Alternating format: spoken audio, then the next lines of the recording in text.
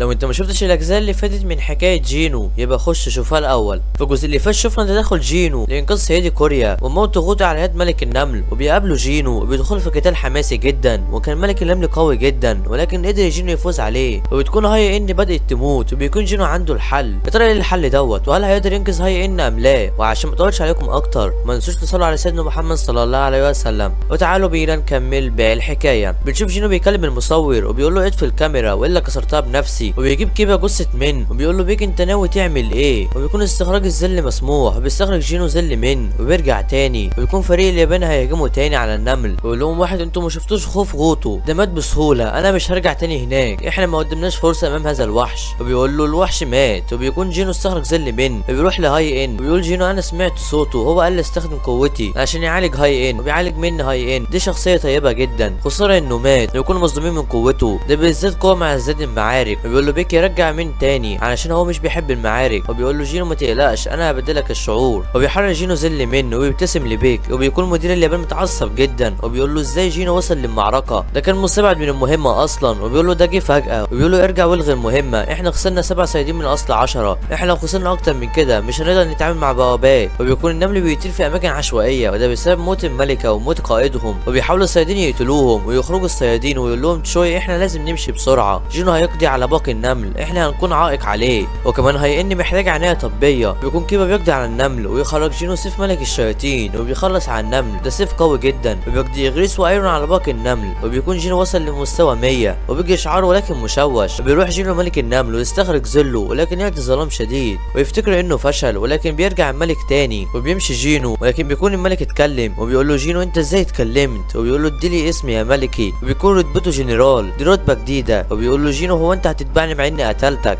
وبيقول له ملك انا لم امت بل تم احياء بواسطه ملكي، انا هتبعك حتى النهايه، ده هو في رتبه جنرال وقدر يتكلم، ده ممكن يغريس وايرون ممكن برضه يقدروا يتكلموا بعد ما يوصلوا للرتبه ديت، وبيسميه جينو بيرو، وبيستخرج ظل الباقي، وبيكون النمل وصل لخط الدفاع الاخير، وبيقول بيرو هناك 4000 نمله هائجه، وبيقول له جينو هو انت هتقدر تقلل عددهم، وبيقول له اذا كانت هذه رغبه ملكي، وبينطلق، وبيكون الصيادين بيقتلوا النمل، وكان سونج هيموت ولكن يقتلهم بيرو بسرعه فائقه، وبيكون الصيادين في حاله حرجه جدا، وبيكون النمل كتير ومبيقدرش الصياد يصمد اكتر من كده، ويتكسر الدرع ويهجموا عليهم، ولكن ياتي جينو ويقتلهم جميعا، واخيرا انتهت المغاره ويفرحوا كلهم، وبنشوف بقايا النمل وصل سواحل الصين ويستعدوا، ويقول لهم القائد البطل بتاعنا عاوز يسخن جسمه شويه، وهو بيكون اقوى تاني صياد فيها العالم، الصياد صاحب ال7 نجوم، ويستعد ويهجم عليهم ويقتلهم بضربه واحده. النمله السوداء لو جت هنا فكنت لاحظت المتعه اكبر، ويقيموا جنازه كبيره للصيادين الذين ماتوا ومنهم من، وبيقابل جينو رئيس جو ويتكلموا ويقول له انا بشكرك على اللي عملته في المغاره، ويقول له جينو انا لو اتدخلت بدري ما كانش الصياد مني مات، ويقول له جو ولكن انت انقذت باقي الصيادين وعدد لا يحسب من الناس، انت بطل. يقول له انت ناوي تعمل ايه في خطتك المستقبليه، انت ظهرت قوتك امام جميع الناس والكثير من الصيادين هيتقربوا منك، ويقول له جينو انا هاسس نقابتي الخاصه، ويكون نقابه الفرسان بتخلص على باقي النمل الموجود في الجزيره ويقتلوا واحد، لكن يخرج بشري فجاه وبيكون ضخم، وبيقول له انت بتعمل ايه هنا، دي منطقه محظوره، لكن بيتكلم لغه غريبه، وبينيمهم واحد وبيكون بيشبه جن الجليد ولكن كبير، وبيقول له هو انت متاكد ان دي قوته، بيقول له انا متاكد ولكن هو بيساعد البشر ليه، وكمان في شخص هنا، وبيقول له احنا هنتقدم زي ما الصيد مخطط له، ويمشي، وبيكون التاني متضايق شويه يقرر يمشي برضه، وبيكون اب جينو بيراقبهم، ولكن هو بيراقبهم ليه، ومين دول اصلا، هما بيخططوا لايه، وبيكون جينو راكب العربيه وبيكون في زحمه، وبيقول لسون ان هو هينشر نقابته الخاصه ويفرح، ويتصل وو ويقول له في بوابه من رتبه بي فيها الطريق، وبتكون ضخمه جدا، بيوصل جينو وبيقول له انت ما ينفعش تدخل دلوقتي لسه في صيادين جايين، وبيقول له جينو انا هتولى البوابه لوحدي، وبيدخل ولكن تتقلب البوابه حمراء، بيكون في غابه مطيره جدا، وبيقابل وحوش غريبه، وبيخرج جيش الظلال حان وقت المعركه، وبتكون هاي ان عاوزه تبقى اقوى من الاول عشان تبقى جنب جينو وتساعده، وبيكون بدا القتال، وكان اغريس بيخلص عليهم، وايرون تانك وكاسل وبيحرقهم كيبا، وبيكون بيرو قتل الكثير منهم، الصياد موجود لاصطياد فريسته في هذا العالم، طالما الوحوش كتيره الصيد يصبح مستمرا مهما كان عدد الاعداء، هم مش هيقفوا على كده، دول هيبقوا اقوى من الاول، بيكون جينو ماشي وبيقول منها هي فريسه التاليه، وتخلص الحلقه على كده، وكده بيكون الموسم التاني انتهى تماما. بصراحه موسم كان خرافي جدا وحماسي، يا ترى اللي هيحصل، ومن هم من تلك الوحوش الغريبه التي خرجت فجاه، وما علاقه اب جينو بتلك الوحوش، وهم عاوزين ايه من جينو، ده هنعرفه في الموسم الثالث، واشوفكم المره الجايه، ما ننساش الاشتراك في القناه واللايك الجميل بتاعك.